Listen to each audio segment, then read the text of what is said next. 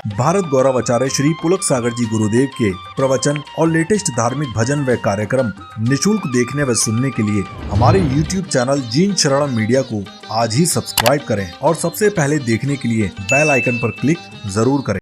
ऐसे घरों में आग मत लगाइए मेरे भाई, क्यों किसी के घर उजाड़ते हो? घर बसाना सीखो मेरे भाई, उजाड़ो मत। एक जगह शादी हुई, एक अम्मा ने पूछा क्यों तू 10 दिन से मंदिर में नहीं दिखी? बोले क्या करूं बहन, लड़के की शादी थी इसलिए मैं नहीं आ पाई। हो गई तेरी शादी? बोले हो गई। बोले कहां की बहू है? बोले औरंगाबाद की। बोले औरंगाबाद की? बोले हाँ। बोले कितना मिला है? अब तुझे क्या लेना देना कितना मिला है, वो जाने उसकी बहू जाने, तेरी छाती काहे को चल रही है? क्या मिला दहेज में? अरे भाई दहेज में छोड़ो, हमने तो महाराज के प्रवचन सुन लिए थे कि दहेज लेना पाप है। एक साड़ी में लड़की लाए हैं, हमने कोई दहेज नहीं लिया है। अरे अम्मा ने माथा फोड़ा मंदिर में, बोली धत तेरे की, तू भी महाराजों की बातों में लग गई। उनके तो ना आगे कोई ना पीछे कोई, तेरी तो गृहस्थी लगी है। 1 घंटे के प्रवचन में हीरा सा बेटा फ्री में बेच दिया। धत तेरे की सत्यानाश, हीरा सा बेटा। अब जब इतना हीरा सा था तो तूने अपनी लड़की क्यों नहीं दी?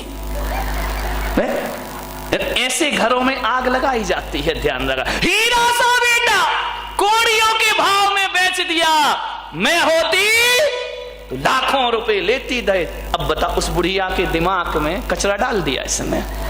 वो इतनी खुश थी बेचारी, और ऐसे मीठे शब्द बोल बोल के कचरा डाल दिया कि हीरा सा बेटा। जब हीरा सा था तो तुझे पहले का कीड़ा सा दिख रहा था वो। ध्यान रखिए, मत उजाड़ो किसी के घर, ध्यान रखिए, घरों को बसाइए, किसी के घरों को बर्बाद मत करिए। आओ, ये इंसान एक मंदिर के समान हुआ करता है और ये धरती उस तीर्थ स्थान के समान हुआ करती है जहां हम लोग रहा करते हैं। मान्यवर, एक तीर्थ जैसा वातावरण बनाइए, जीवन स्वर्ग हो जाएगा आपका। किसी के घरों को बर्बाद मत करो। तुम्हें क्या लेना देना दहेज मिले नहीं मिले? आजकल मंदिरों में ये पद्म पुराण नहीं पढ़ती, बुढ़िया पुराण ज्यादा पढ़ती हैं।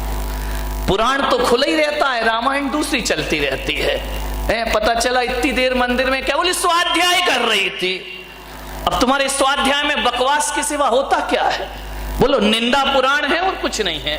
2 लाइन पढ़ते हो, घंटा भर बुराइयां करते हो। इसकी बुराई उसकी बुराई, और कोई नहीं मिला तो पुलक सागर आए, इनकी बुराई कर लो थोड़ी सी। ध्यान रखिए, मुझे समझ ही नहीं आता, ये धर्म ध्यान है, ये स्वाध्याय है। 4 बैठ करके रामायण शुरू कर देती हैं अपनी, वो ऐसे वो वैसे वो ऐसा।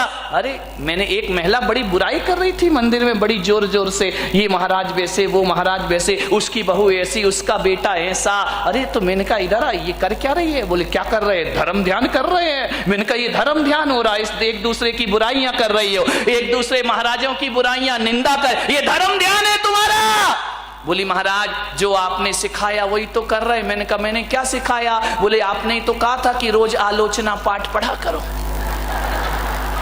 मैंने कहा कमाल है, धन्य है भाई, ये आलोचना पाठ चल रहा मंदिर में। मैंने कहा था अपनी आलोचना करना, तू मेरी आलोचना करने लगी। जय हो, विचार कर, ये बुढ़िया पुराण, इससे कोई कल्याण होने वाला नहीं है। ये ग्रंथ आचार्यों ने लिखे थे अपने कल्याण के लिए, तुम लग गई जगत के कल्याण के लिए।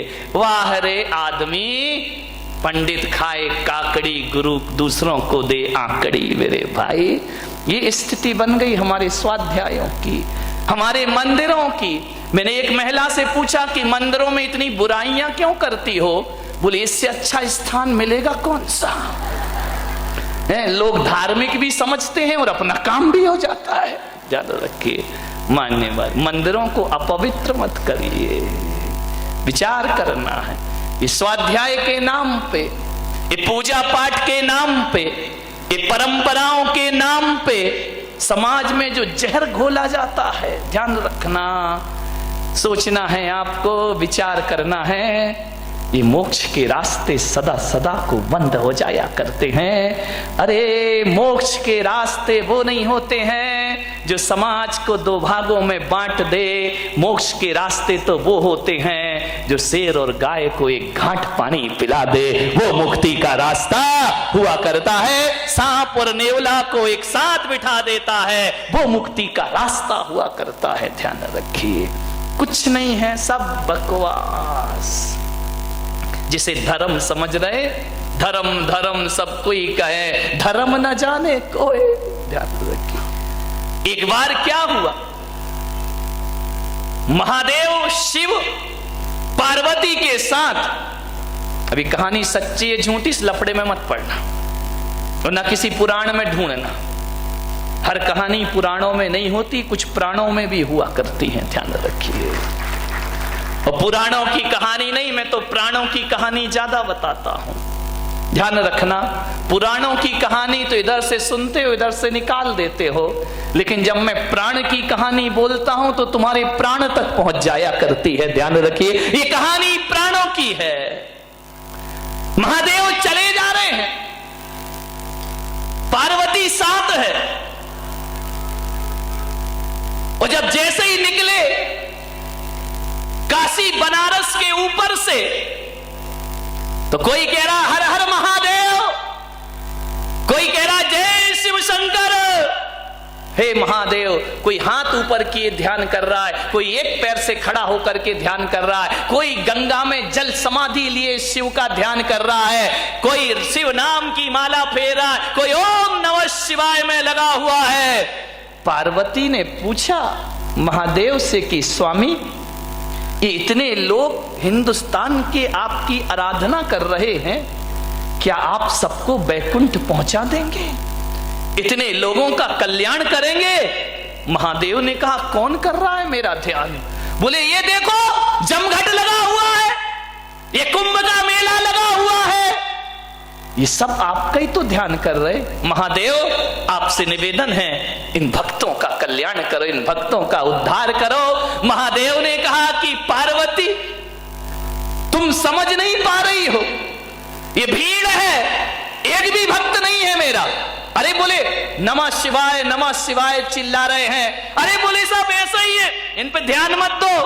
अरे बोले महादेव आप इतने कठोर क्यों बन रहे हैं? आप तो भोलेनाथ हैं, आपका नाम ले रहा उसका बेड़ा पार करो, उसका उद्धार करो। महादेव ने कहा तुम नहीं समझोगी। पार्वती ने कहा देखो मेरा हृदय करुणा से भर रहा है, इन जीवों को वैकुंठ पहुंचाओ महादेव, इनका कल्याण। महादेव ने कहा तू ठहर, ये नारी की जिद से तो देवता भी परेशान करें क्या? यदि जिद पे आ गई तो हो गया काम। नारी हट बहुत ही बुरी हट होती है, ध्यान रखना। अभी नारी की तो हटती कि सोने का मृग ले आओ, अब राम जी को भी लेके जाना पड़ा, जानते तो वो भी थे कि सोने का होता ही नहीं है। ध्यान रखिए, विचार करिए।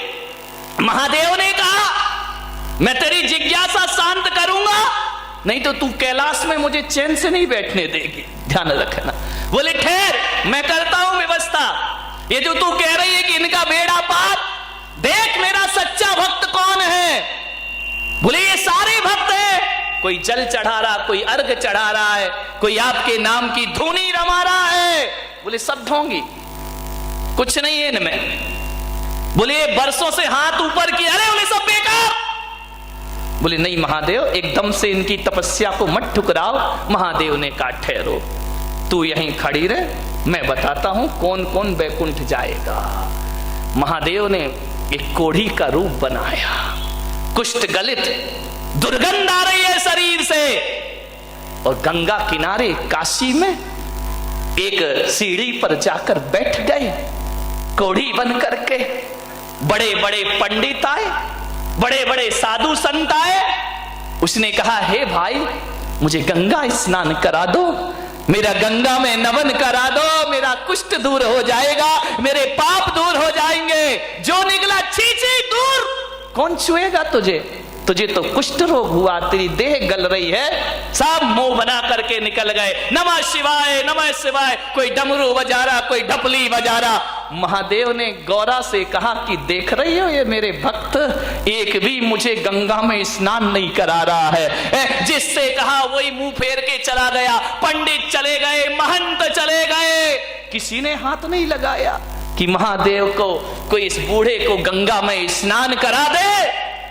जब पूरा दिन बीत गया, एक गरीब निकला। उस गरीब के उस कुश्ती ने, उस कोढ़ी ने पैर पकड़ लिए, मुझे गंगा स्नान कराओ। बोले अरे तुम मेरे पैर क्यों पकड़ते हो, तुम्हें गंगा स्नान मैं कराऊंगा। उसने उठाया, जिसकी मवाद गिर रही हो कोढ़ से, उसने उठाया, चलो मैं तुम्हें गंगा स्नान कराता हूं।